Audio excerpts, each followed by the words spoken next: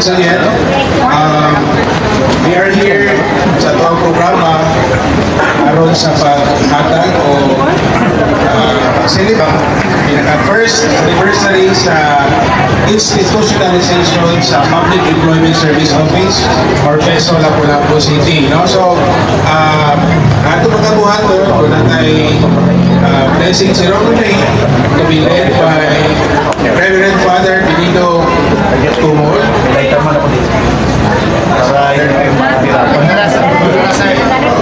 And a simple na ribbon cutting ceremony and mga messages dili na sa sulod sa mga messages. Okay, so Father. Hi Father. Sige, sa kailan bisita. If we do our work well, whatever it may be, and offer it to God, we purify ourselves, and through the labor of our hands and funds, we build up God's creation. Our work enables us to practice charity and become jealous virtually, so that joy to Christ the Redeemer will grow in His love. Let us bless the Lord then and pray that He will shower His blessings on all who work in His place.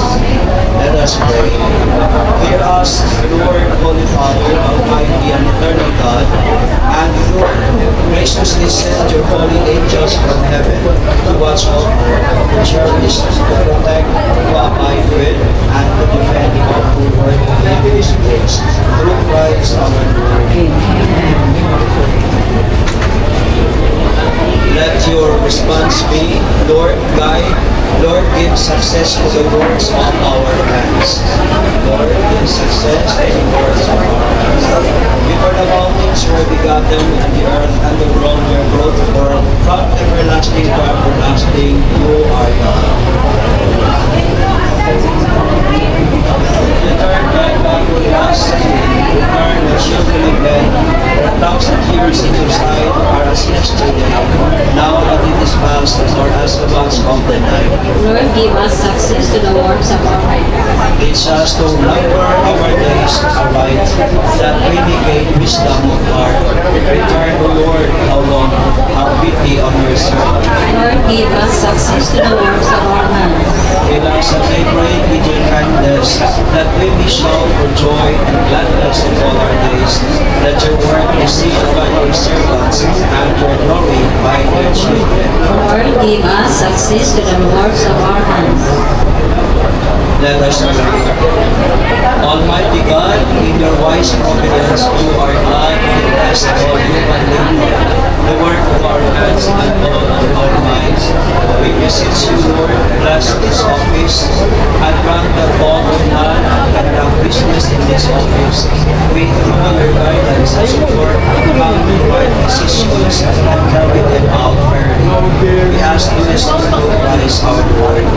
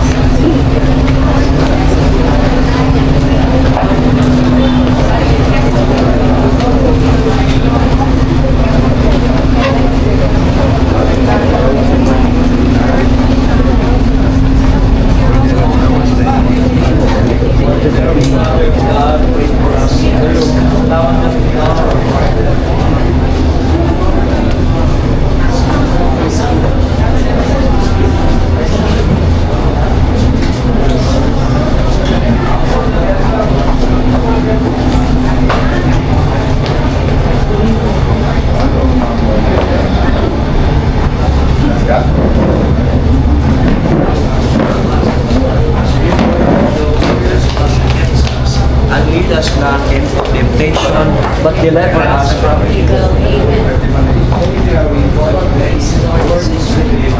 Blessed are you among women, and blessed is the fruit of thy womb, Jesus. Holy Mary, Mother of God, pray for us sinners, now and at the hour of our death. Amen.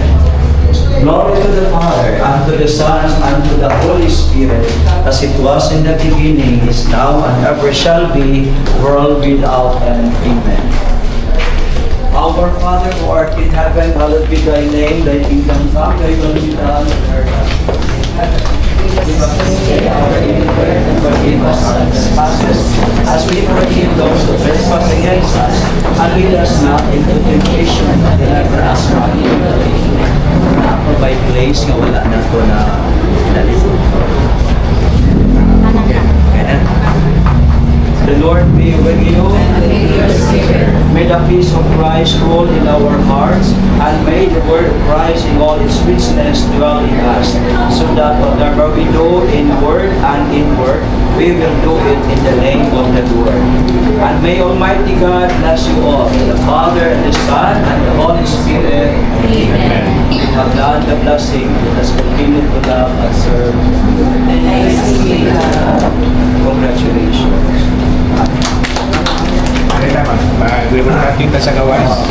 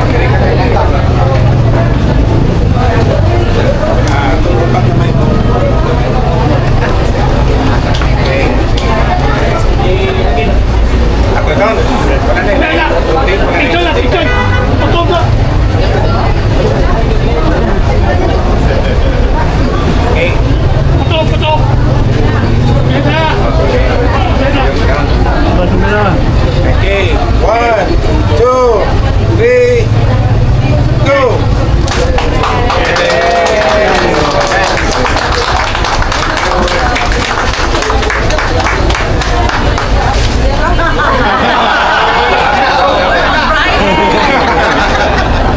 Okay, sige.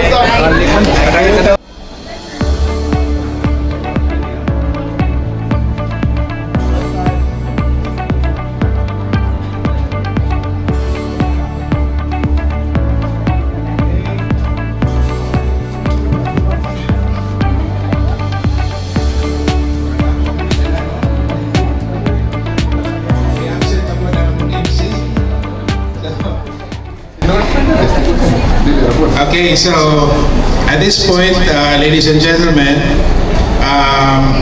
as part of our first anniversary celebration, nahimong siyang full-fledged na department of the Lapu-Lapu City Government, and being a fully institutionalized public employment service office, I would like to call on our beloved City Vice Mayor, Dr. Celedonio Celcesitoy, for the formal presentation and turnover of City Ordinance number 17-005-2025,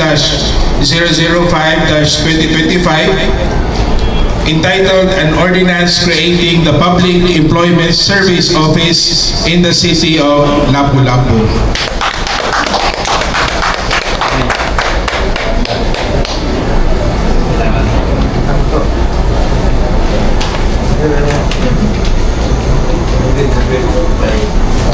Okay, together with Councilors Rojo Imbombering and Councilor Celestino Tino Aying, ato ang Chairman sa Committee on Labor and Employment.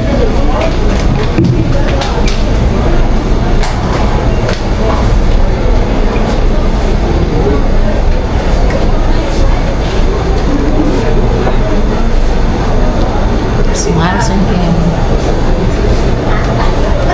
Okay.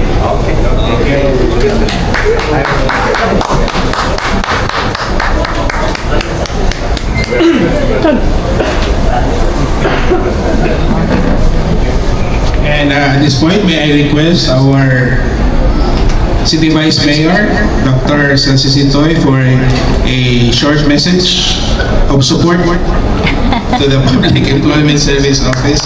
Thank you, Vice.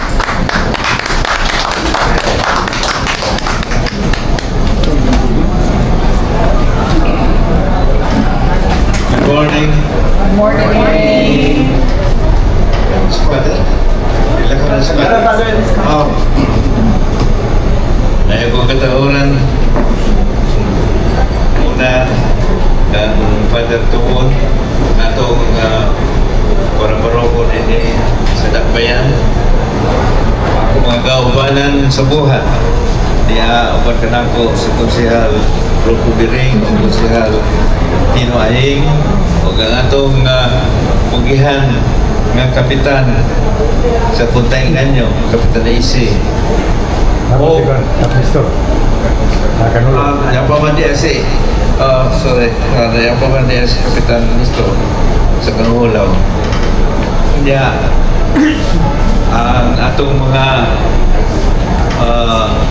demudoong labas sa tanan nanto sa atong Department Head sa PESO, Parikim Francisco.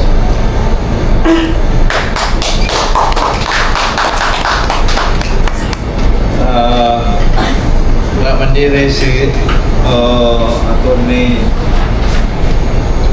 Buenafé, no? Apa niya si Miss Delia Sopig.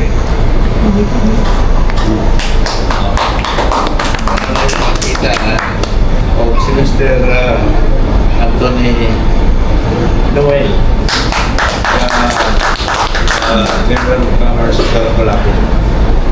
Si Miss Delia, yan naman na ilan sa Men's Nesia. Sa naming upaan del Executive Director. O sa inyong mga kaupanan, mas muna ako may buntag. Morning! Congratulations, Parikim. Pag mugna na mo sa departamento, amo na yung iputa na si Kamit Parikim Francisco o hain na ang iyong mga kaupan. Siya rin, Department Head, ngaway sakop. Yan itong panahon na. Kaya ang iyong mga sakop, mga empleyado sa PESO, dito masayan sa lalaking departamento. Bunto nga ako sa nging na ikupakuhaan na to. Apo pila na yung unang kuha, pre.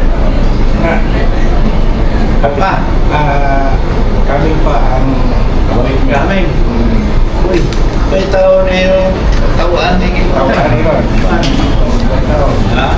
Sila. Hindi ka mabutan din rin ako. Kaya, importante kayo ang atong departamento sa PESO. Ako kayo nagkikatabang sa atong Dakbayan. Kami na bahin.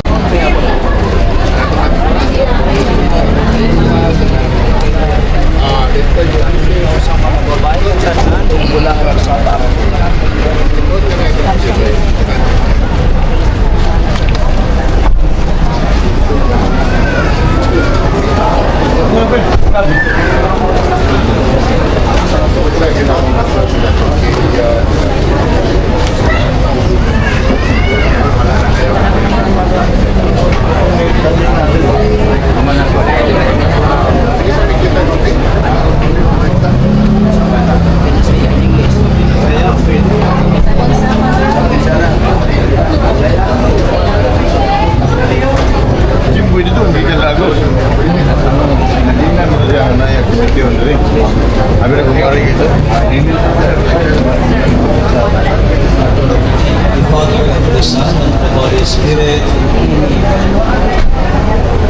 Lord be with you. Ikaw di kong bigay ko rin. Nasir. Ako yan. In His Hindi na mapaw. Christ Jesus, so that the dignity of labor, when He became incarnate, the Word of God was known as the God of the Son, and when He was